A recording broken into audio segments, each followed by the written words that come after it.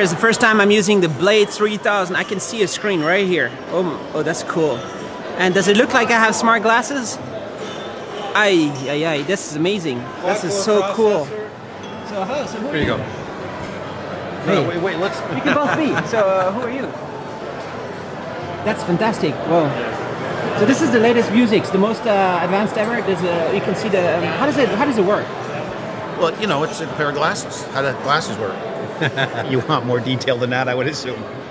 Whoa. There's a screen. It's like a... Yeah, so there's a massive little tiny projector right here. This thing puts out a great big image out in space. The image comes down through here and then it goes into a thing that we call a waveguide. You can kind of see it light up a little bit right there. The light comes in, it spreads down through and then comes out into an eye box, and literally instead of projecting up onto the wall, it projects up into space in front of you. That's so cool. And this guy's running a quad-core, ARM-based processor, Android 5.0, gyros, accelerometers, magnetic field sensor. This is a phone minus cellular service. Where's the processor? It's over here. Right there. So what CPU do you use? It's a Marvell processor. Marvell? Yeah. So it's a 64-bit? I have no idea about that level of detail, and I'm not sure how much... But it runs Android? Yeah. And you can... there's a battery on the other side here? Yeah, the battery and processor are on this side. And what's There's on the other batteries side? back here also. Oh. This is display engines and a bunch of other cool stuff. There's haptic sensors in this. When you're walking down the street, if there's a Pokemon Go character to your right, the little haptic sensor over here tells you to look that way. When you look and turn your head, right out in front of you floats the Pokemon Go character. Directional information, answer your phone. This is the beginnings of leaving your phone in your pocket. So I was doing Vuzix videos maybe 5 years ago. I had all kinds of models coming out, and they were. You have some models also that looks like you have something external, right? Yeah, these are enterprise industrial products. And this is already very successful for specific markets, right? It's really starting to crank up in enterprise. Warehouse picking, field service applications. Which one is this one? This is the M300. Enterprise smart glasses. So what's the micro display technology? Is it Copin? No, or is it's DLP. DLP. Texas Instruments. There's a small DLP projector, It's a NHD 0.2 inch. It's a 0.2 inch wide VGA. Wide VGA. That's so awesome. This is the coolest. It's got an 8 megapixel camera in the front here too. I can't even see a camera anywhere. There's It's in camera. there. Don't worry, it's in there. We don't hide it on purpose, and in fact, there's even a little illuminator in there so that if you're recording, just like this guy, it's on, so you know. Just like Snapchat with their glasses, think about that. But you can... And they still look a little out there, Snapchat glasses, but they're cool, okay? These guys are not just a pair of cameras with glasses. This is everything you'd find in a phone, but cellular. 1080p video, 8 With megapixel cellular? camera, but you can see the There's image. no cellular, cellular. but you can Bluetooth to your phone. Or Wi-Fi. Wi-Fi or Bluetooth pair to your phone. iOS or Android. And does James Bond even have something like this, or it's the exclusive Vuzix consumer product? These are James Bond-esque. Even he doesn't have it, right? No, not yet. Like. Dude, this is basically glasses. That's it. Yes, this is the future of computing. I mean, HoloLens and some of these other companies' products are cool, but they're giant tour de force beasts. This thing people would wear. It has the look and feel of a conventional pair of Oakley glasses. If you can just try it again. Can you hold my camera? Yep, certainly. Okay, Yeah. sure. Yep. Hold on. So, well, I see a globe right here. It's very clear. And do I have an interaction UI, or is it just voice? On your right temple, there's a touch pad right there. Yep. Nice. Back and forth, up, down. It uses voice also, voice commands. And I can't tell, maybe I should zoom back just a tad here. Yeah, okay, good. So it's actually very clear. And it's designed so that when your phone's in your pocket, you don't have to take it out anymore. How many times are you carrying all this stuff where you're walking down the street and your phone's on, you got your face buried in your phone? You don't have to do that anymore with these glasses on. And is there focus pulling, or is it? How does it work? Is unlimited focus? Is it laser? It's focused at infinity. But Nice. if you have reading glasses, if you have distance vision glasses, you can get your script filled. So these become your glasses. And when they're off, the image completely disappears. When they're on, because we're using a DLP with all that high contrast, it's cutouts in front of you. This is so cool. So,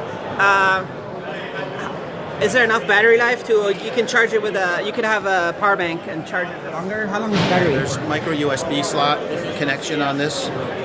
How long do you think the battery will last? If you're watching movies, let's say, which is not terribly difficult, you can watch a full-length movie on this thing if you want to. If you're using it the way you might use a watch, this is an all-day device. You know, they answer the phone, do those kinds of things.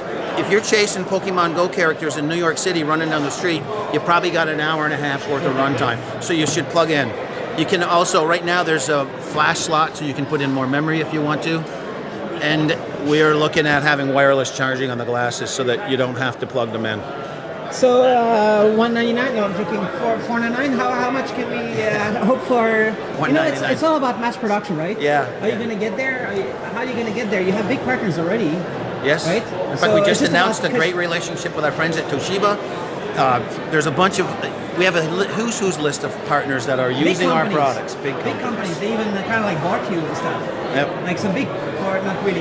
No acquisitions. No acquisitions. We're a public company. We're on the Vuzix. Vuzix is on the NASDAQ, and it's one of the only companies that's a pure play in this business. There are companies down in Florida that have $4 billion valuations that are trying to make a pair of glasses. Are you talking about ODG or something else? No, we're talking about Magic Leap. Okay, Magic Leap? Yes. But there's some big stuff happening, and Microsoft delayed their product. It doesn't really come out. They say 2019, wait for it. Yeah, they're going to wait till 2019, because they're trying to, I think, deal with form factor issues more than anything else.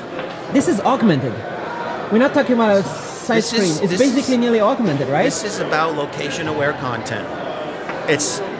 It's connecting the web to the real world. I'm the first guy to say this is not about watching dinosaurs walk down the street. This is about putting the glasses on, having your phone in your pocket, connected information, the web to the real world, but it is not about, you know, the dinosaurs and stuff like that. GPS. It's about the Yelp reviews as you walk past a restaurant. Right, it's location. And you look a lot cooler in those than you do in this. And you had another third one also at the booth? That was it's the that's M3000 the 3000 down on the end. And that one over there. What does that one do? So, very similar to the M300. You have the M3000. Same concept, industrial enterprise device, full featured, but with a see-through waveguide, similar to the Blade that you were just wearing. Nice. So where's your company based? Rochester, New York. And how many engineers do you have to make this happen? Make this work? Well, in-house there's about 25 engineers, and they're every discipline you can imagine. Even one of them has a nuclear physics degree, but he's mostly doing We haven't optics. figured out how to use it. Yeah, he's mostly optics related kind of guys. So the optics, hardware, software, mechanical, electrical engineering guys. It's quite it's an amazing crew of folks. If you want to know how to make wearable technology, these guys have been doing it longer than any company on the planet. And there's about 60 total employees at Vuzix, 50 some odd kind of a thing around the world. And this is so cool. So hopefully Google is at Mobile World Congress and comes up and says, hey, how about let's get this Google Glass thing come back and help you make better software, UI, everything. They should invest $1 billion in this, right? Yeah, you would think that would be the case, right? They should. It makes a lot of sense to me. You know, we'll see. I'd sit down at the table for $1 billion. But Conversation. How much is it going to be, do you think? Price to the market? This will be less than $500. Less than 500? Yes. 2017? In 2018, it'll be less than $500. Why do we have to wait? Start at the end of this year. They'll start shipping. They'll be premium price to begin with. We have a bunch of enterprise partners and in fact, probably there'll be a $500 version that maybe some features change and stuff on a bit. And then there's a $1,000 version that's pointed more to B2C kinds of applications. The ecosystem of applications has to come on board enough so the masses to purchase in high volume. But you even need a few killer apps. Yes, like exactly. 1 or 2 perfect apps. Navigation. And then something, and then you're it. You know, navigation. Playing golf. Golf course. Yeah. Simple things. Karaoke. Pokemon Go. Pokemon Go might work. All right.